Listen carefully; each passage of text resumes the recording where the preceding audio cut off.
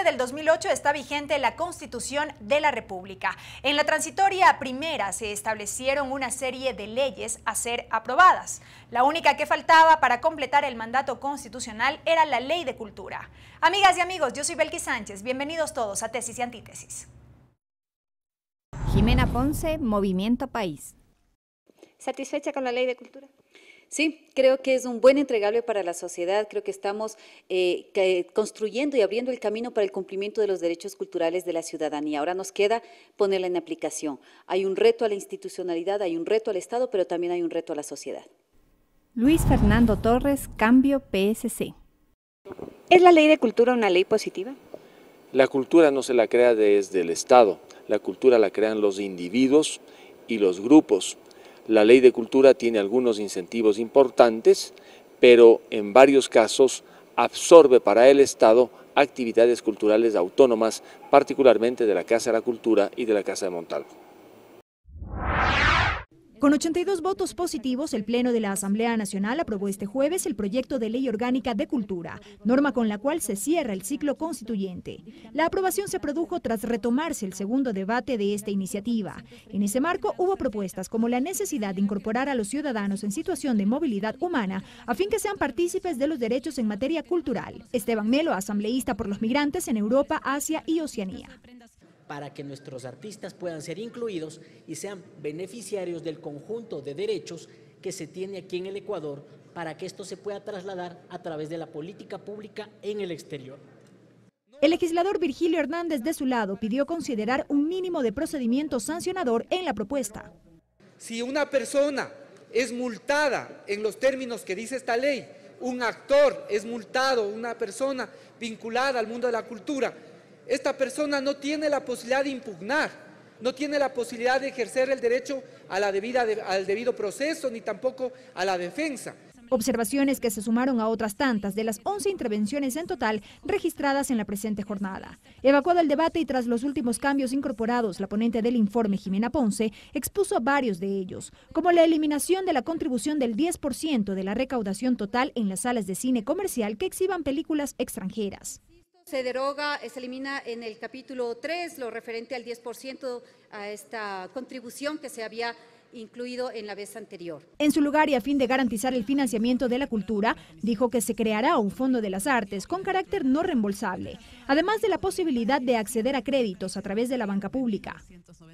Para poder colocar como una línea de crédito el fomento a la innovación, la creatividad en las artes y la cultura. La legisladora ratificó la autonomía de la Casa de la Cultura Ecuatoriana. Sobre la elección y designación de los representantes de esta institución, planteó: sea la Junta Plenaria de la Casa de la Cultura Ecuatoriana, Benjamín Carrión, la que ordene y lleve adelante el proceso eleccionario, que no lo haga el Consejo Nacional Electoral. Aprobada la norma, la misma será remitida al Ejecutivo para su respectivo pronunciamiento. Y bien, como ya lo vimos en la presentación de este programa, en esta ocasión nos acompaña la asambleísta Jimena Ponce, asambleísta por el Movimiento Alianza País, vicepresidenta de la Comisión de Educación de la Asamblea Nacional. Bienvenida, asambleísta. Un gusto poder discutir sobre la Ley de Cultura, un tema muy importante para nuestro país. Iniciar entonces de inmediato este debate, asambleísta Ponce, conociendo un poco cuáles fueron aquellas dificultades que se debieron enfrentar ya previo a la votación de la ley. Bueno, la Ley de Cultura, ya como se señalaba en la introducción, es un mandato de la Constituyente. Creo que es una de las primeras veces en la historia del país en la que se cierra estas disposiciones constitucionales expresas de producción normativa. Lo estamos haciendo revisar aún, pero tenemos algunos adelantos de algunos juristas que nos han señalado que sería la primera vez que se cumple con lo que dice la Constitución en cuanto a la creación de norma. Desde el 2009 se ha recibido en la Asamblea Nacional este proyecto de ley con el ministro Noriega, digamos quien estaba en el Ministerio de Cultura. ¿Qué ha pasado? Han pasado 9 ministros durante este periodo, han pasado varias discusiones. Yo siempre me gusta citar cuando hablamos sobre una ley, algo que escuché de algún constitucionalista que decía: la ley es política congelada. Es decir, representa la correlación de fuerzas que existe en ese momento, los debates existentes, las preocupaciones y también, digamos, representa la situación social y las propuestas que existen en ciertos sectores.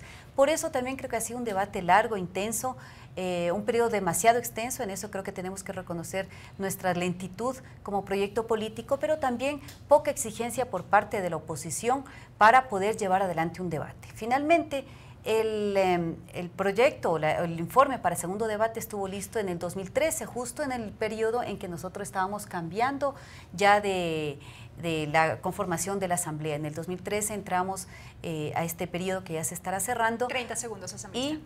Y ahí hemos recibido el informe para segundo debate. Sobre este ha sido necesario refrescar la discusión, nuevamente ver cuáles son los temas que están pendientes. Uno de ellos en ese momento era el tema de la institucionalidad.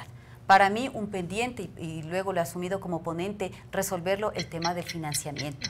Así que creo que han sido elementos importantes y sobre todo uno previo, uno que es el marco general de la ley, es la concepción de cultura. Si es ley de cultura o ley de culturas, un debate que se fue resolviendo. Correcto, y ya vamos a profundizar sobre los elementos que están condensados en la ley. Asambleísta Torres, una evaluación general respecto del contenido de esta propuesta. Uno de los errores conceptuales de esta ley es el de creer que desde el Estado se va a crear cultura, cuando la cultura no la crea el Estado, sino que simplemente la reconoce. Entre los méritos de la ley está el establecimiento de algunos estímulos importantes para artistas y hombres y mujeres que se dedican al quehacer cultural. Ello es positivo.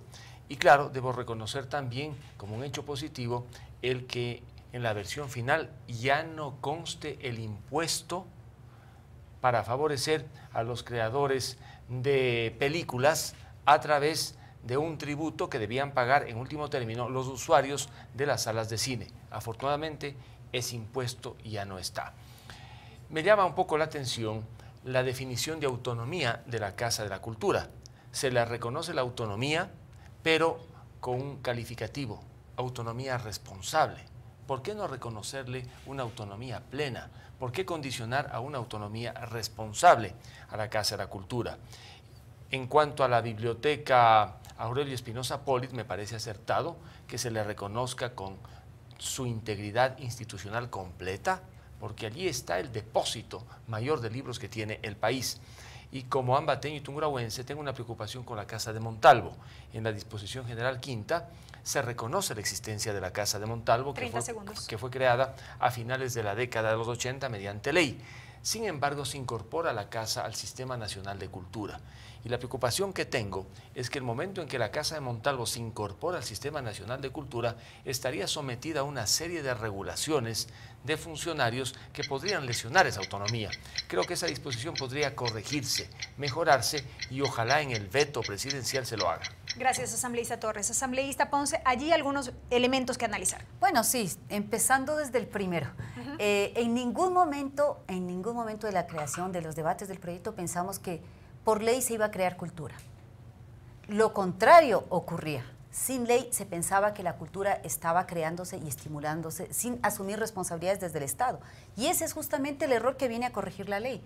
Clarificar las responsabilidades que no solo son, digamos, líricas o elucubraciones, sino que tienen un asiento en un fondo de fomento, que es lo que aquí también se lo ha diseñado, se lo ha trabajado en un acuerdo bastante interesante que lo llevamos a cabo con el Ejecutivo, con los compañeros de proyecto político. Ese ha sido un elemento bien importante que lo hemos logrado consolidar.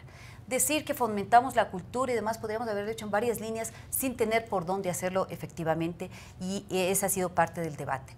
Por otro lado, el tema de la Casa de la Cultura es parte de las discusiones y, como decía, de esos elementos que estaban presentes en la sociedad en un Ecuador postconstituyente en el que querían que no se cambie a esas instituciones que venían trabajando con un marco normativo y con un concepto de país diferente al que se aprobó en el 2008. Por eso, precisamente, la ley sale de un mandato constituyente. Cuando empezamos a desarrollarla, había ciertas rezagos institucionales que querían mantenerse cuando el país estaba está reconfigurándose de otra manera. Y esos son elementos de debate profundos.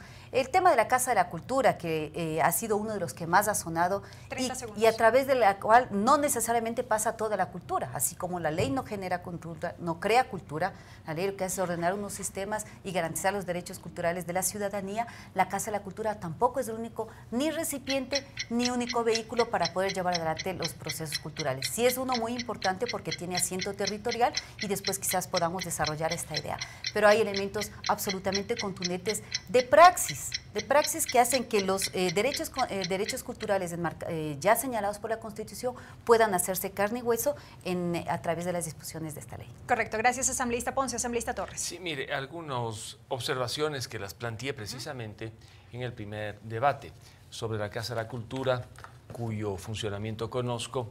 Yo integro desde hace algunos años la Comisión Jurídica Nacional, que actualmente la preside el doctor Alejandro Ponce Martínez, de la Casa de la Cultura Benjamín Carrión. Y me preocupa un tema, el que aparece en el artículo 159, sobre la forma como se va a designar o a elegir a los directores de la Casa de la Cultura en cada provincia. Actualmente estos directores son elegidos por quienes integran formal y oficialmente la Casa de la Cultura. Sin embargo, en este artículo se abre la posibilidad de que también puedan participar gestores culturales y personas llamadas artistas que no están dentro de los registros propios de la Casa de la Cultura. ¿Qué podría ocurrir con esta apertura, digamos, del artículo 159? Que se politicen más allá de lo que ya están las elecciones de los directores provinciales y puedan inclusive participar en estas actividades no gestores culturales de verdad, sino activistas políticos. Pero allí, por ejemplo, asambleísta Torres se había manifestado que un poco la intención era que este proceso sea precisamente más incluyente, más participativo, con personas que tengan pleno conocimiento de la cultura como tal. Claro, esa sería la idea, pero eso supone que previamente todos ellos estén integrados en la Casa de la Cultura. Pero el artículo 159 dice que serán elegidos por los miembros de la Casa de la Cultura y además, entre otros, por los gestores culturales. ¿Quiénes son los gestores culturales? Los que están inscritos en el Registro Único de Artistas y Gestores, que maneja fundamentalmente la Asamblea Provincial, distinta de la Casa de la Cultura.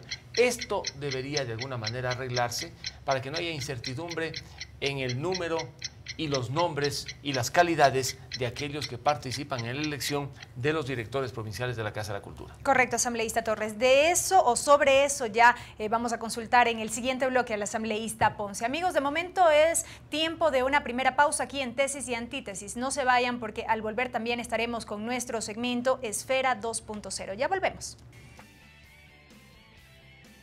Tesis y Antítesis llega a ustedes a través de la señal abierta de la televisión legislativa.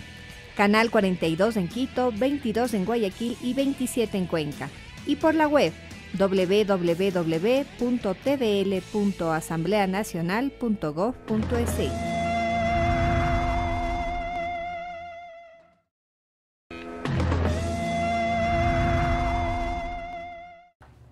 Amigas y amigos, continuamos con más de Tesis y Antítesis. Esta semana abordamos el tema que tiene que ver con el proyecto de ley de cultura. Había quedado un elemento ahí pendiente en el bloque anterior, asambleísta Ponce.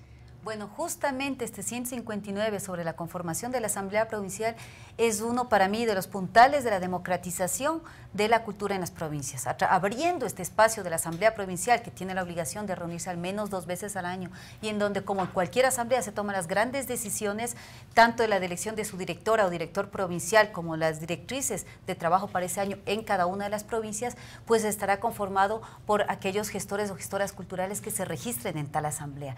Y este es uno de los elementos que no les gustaba precisamente a quienes van arrastrando una inercia institucional de un sistema de designación por cooptación o de incorporar a gente a esos directorios como actualmente ocurre por cooptación, es decir, los miembros llaman a unos miembros más. Entonces, esta parte de la democratización es importantísima, así como la ley no crea la cultura por ley. La cultura no puede estar tampoco sujeta a espacios cerrados. Peor, una institución pública estar sujeta a unos núcleos absolutamente cerrados de ciertos grupos. Tiene entonces que abrirse. No hay que tenerle miedo a la democracia. Correcto, correcto, asambleísta Ponce. Bien, ahora es momento de dar paso a nuestro segmento Esfera 2.0, en donde revisamos aquellos comentarios que se produjeron a través de redes sociales.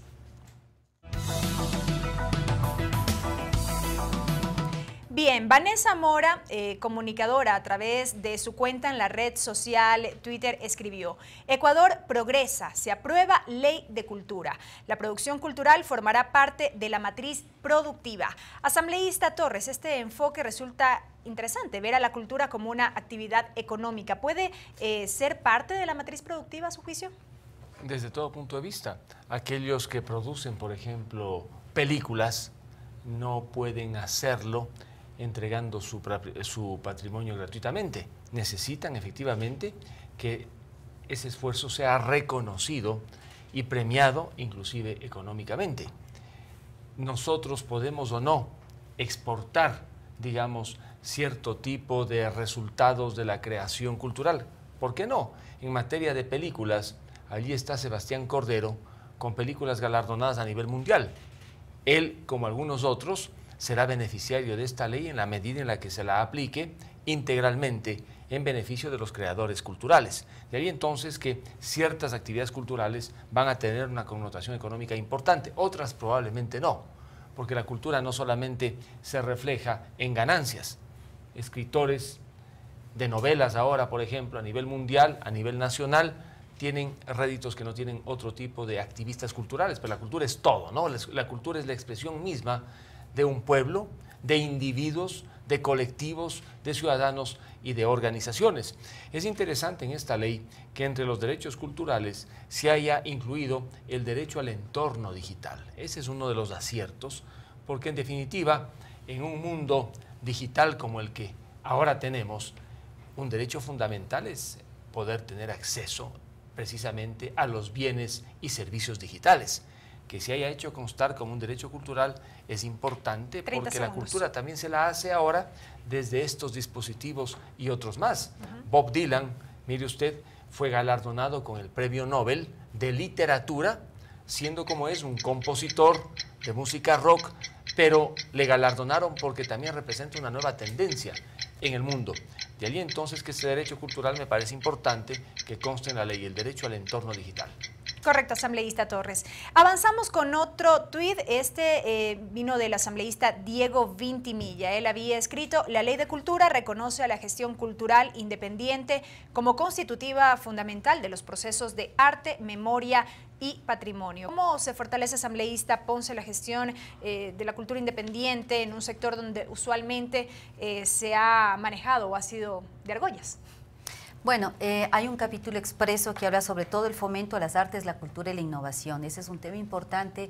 Se señalan las líneas de fomento a la creatividad, a la innovación, a la producción de artes, a todos estos procesos que el mismo Luis Fernando ya nos mencionaba, aquella expresión de los individuos y de los colectivos, de cómo hacer las cosas. Creo que es parte importante no solo del cambio a la matriz productiva, un esencial, no solo porque se puede convertir en industria, sino porque una segunda estrategia que casi nunca se la menciona dentro del Plan Nacional del Buen Vivir o derivada de él es el combate a la pobreza y a la desigualdad. Hay dos estrategias: cambio en la matriz productiva y el combate a la pobreza y la desigualdad. Y dentro de esto también las expresiones culturales, del que los pueblos también puedan verse, puedan visibilizarse en su entorno, con sus costumbres, con sus formas de hacer las cosas, con sus formas de producir incluso, son elementos importantes que también están considerados acá en nuestra ley. El fomento a las artes, a la producción independiente, este ha sido también un tema bastante discutido. El mismo compañero Diego Vintimilla lo iba colocando y fue muy acucioso en revisar que se haga una expresión absolutamente clara respecto al fomento a la producción independiente frente a la producción comercial. Para la producción comercial tenemos vías, canales, empresas, propaganda, tenemos ya una estructura montada. Para la producción independiente no se la ha tenido. Y es esa producción a la que debemos darle impulso fundamentalmente. Entonces hay elementos muy concretos para los gestores. Creo que un tema importante es el armaje del Sistema Nacional de Cultura, en donde entidades como la Casa de Montalvo, que recibe fondos públicos, necesariamente formará parte de como cualquier otra que reciba fondos públicos y que está inmersa en las actividades culturales o de promoción artística o de creación y de innovación, necesariamente estarán, como también aquellas privadas que voluntariamente quieran adherirse a este sistema. Y como sistema también no solo participar de los beneficios, sino de la corresponsabilidad social como organizaciones o individuos de generar y promover estos procesos culturales. Correcto, asambleísta Ponce. Asambleísta Torres, hablemos de estos incentivos que se establecieron en el proyecto de ley. ¿A su juicio serán suficientes? No, siempre los incentivos serán insuficientes. El presupuesto general del Estado tiene ahora una serie de deficiencias que, entiendo yo, no habrá partida alguna que pueda atender las justas aspiraciones de quienes hacen cultura, porque los incentivos son de orden básicamente tributario en unos casos y en otro entiendo que son inclusive incentivos que suponen un mayor gasto público, pero serán insuficientes. Ahora, que la cultura necesita un apoyo estatal no cabe la menor duda, por supuesto que sí. Pero más allá del tema de los incentivos también está el objetivo de la ley. No solamente se limita a cubrir el quehacer cultural del que hemos hablado, sino temas que tienen que ver también con el patrimonio cultural histórico, inclusive con los bienes arqueológicos del país.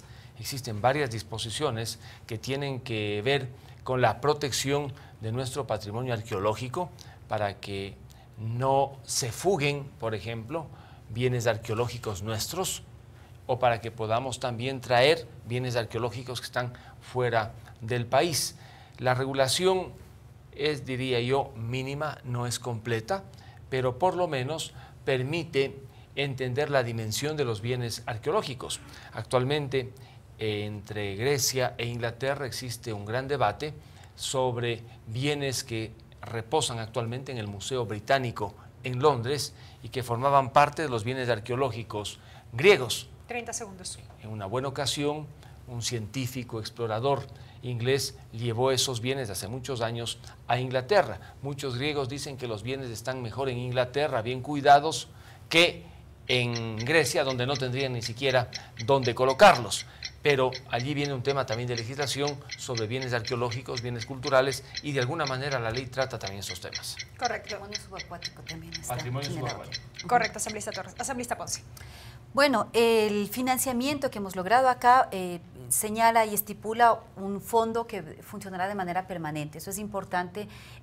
Indudablemente un Estado que se preocupa de su gente tendrá que preocuparse de las actividades culturales, de la promoción de ella a través del financiamiento. Soy muy insistente en esto porque a veces parecería ser que, digamos, que no hay tanta necesidad.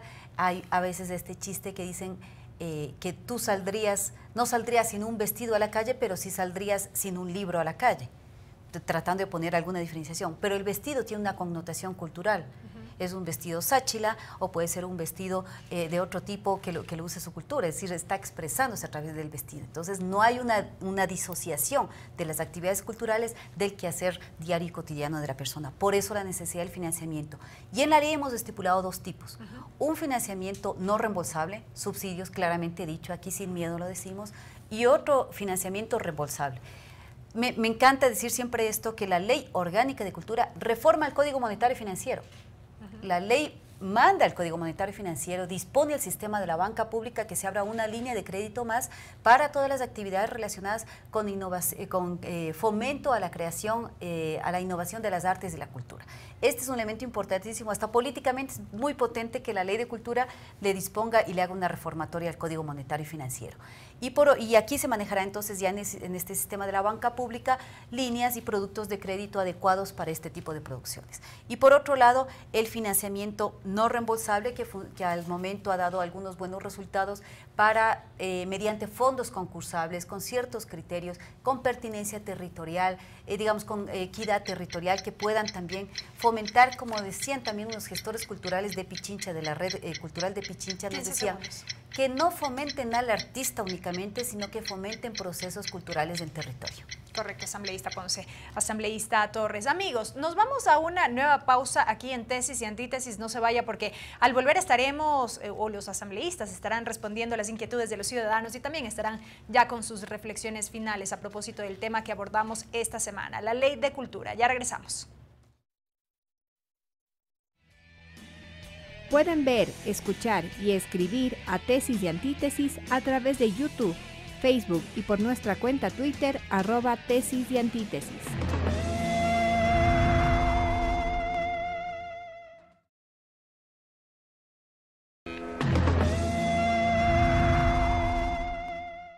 Amigos, continuamos con más de Tesis y Antítesis y el debate alrededor de la Ley de Cultura. Desde la ciudadanía hay preguntas. Mi pregunta para el asambleísta Luis Fernando Torres es, ¿qué pasa con la Casa de la Cultura del Ecuador y sus zonales? ¿Perderían autonomía?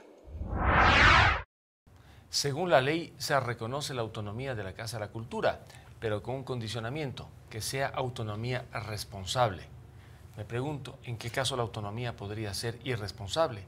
Y si alguien concluyera que la autonomía de la Casa de la Cultura en su ejercicio es irresponsable, ¿qué acciones conllevaría por parte del Sistema Nacional de Cultura? Me parece que sobra este condicionamiento. Debió haberse dicho que se reconoce la autonomía plena de la Casa de la Cultura y, por supuesto, la autonomía también de orden financiero y administrativo. El hecho que a mí me preocupa es el que consta en el artículo 159, del cual ya comentamos, porque abre la posibilidad para que se politice la elección del representante de la Casa de la Cultura en cada uno de los núcleos provinciales, porque además de los miembros van a participar bajo el nombre de gestores culturales personas que no necesariamente están vinculadas a la Casa de la Cultura, sino registradas en un registro de la Asamblea Provincial. Habría que precisar en todo caso que se trata de la Asamblea Provincial de la Casa de la Cultura, porque en cada provincia existen las asambleas provinciales que están monitoreadas y organizadas por los consejos provinciales y sujetas, algunas de ellas inclusive, al Código Orgánico de Desarrollo Territorial.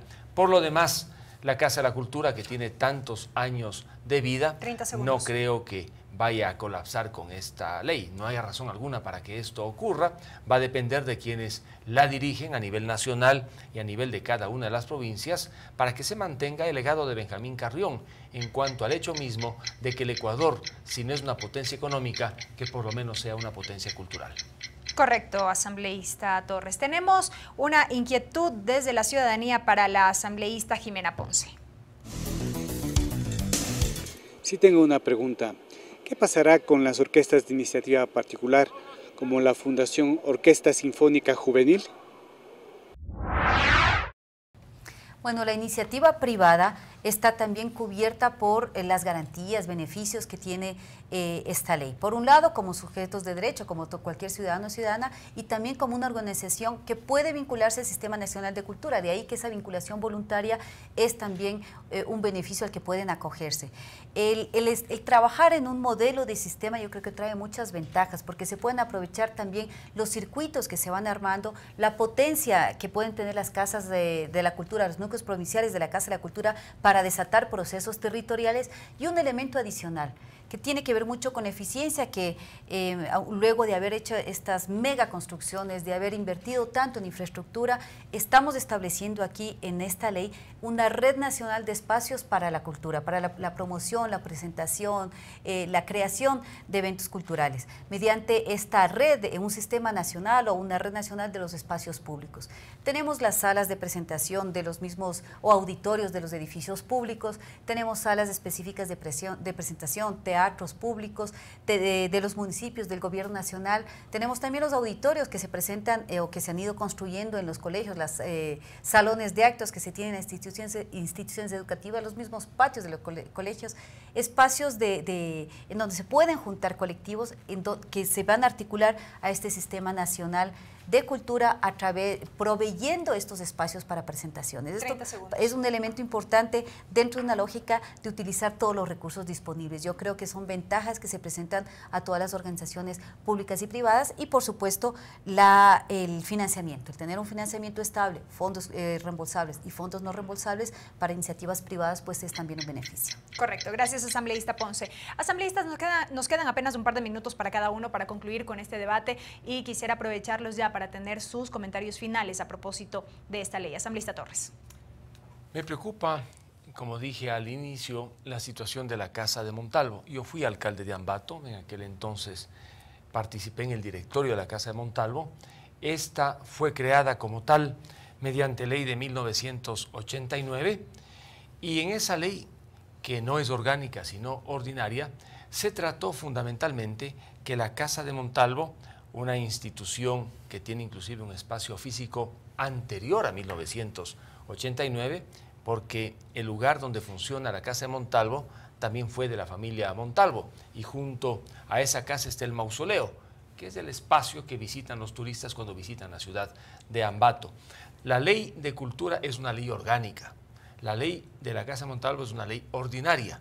Por consiguiente, en el evento de que hubiera conflicto al aplicarlas, bien podrían, digamos, autoridades a nivel nacional aplicar la ley de cultura y no aplicar la ley de la Casa Montalvo bajo el pretexto de que la una es orgánica y la otra es ordinaria. Sobre eso es que se mantiene esta preocupación. Claro, en la disposición general quinta, afortunadamente, se reconoció la existencia de la ley que creó la Casa de Montalvo.